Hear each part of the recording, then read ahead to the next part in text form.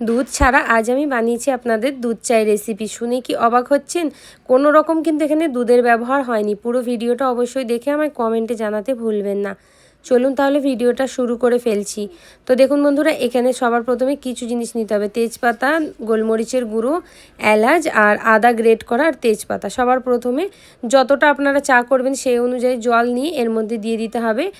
Great করে রাখা 1 ইঞ্চি আদার টুকরো, 2টো তেজপাতা, 4টে এলাচ আর সাথে একটুখানি গোলমরিচের গুঁড়ো। লো ফ্লেমে এটাকে প্রায় 5 মিনিট মতো ফুটিয়ে নিতে হবে। 5 মিনিট ফোটানো হয়ে গেলে দিয়ে দিতে হবে 2 চামচ পরিমাণে চা পাতি। এখানে আমি গুঁড়ো চায়ের পাতিটা দিচ্ছি, এটাই খুব ভালো হয়।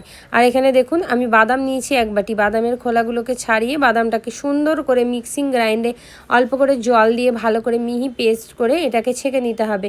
এটা ছেঁকে নিলেই দেখবেন যে বাদামের একটা মিল্ক বেরোয়, সেটা দিয়ে কিন্তু খুব সুন্দর চা হয়। তো আজকে আমি বাদামের দুধটা দিয়ে চাটা তৈরি করে দেখাবো। পিনাট টি বলা হয় এটাকে। বাড়িতে আমি তৈরি করি, বাড়িতে কিন্তু সবাই পছন্দ করে। এবার এর মধ্যে দিয়ে দেবো 2 থেকে 3 চামচ পরিমাণ চিনি দিয়ে এটাকে খুব ভালো করে ফুটিয়ে নেবো। দেখবেন ভালো করে ফুটে গেলেই কিন্তু চাটা একদম রেডি। বন্ধুরা, ভিডিওটা ভালো লাগলে ফলো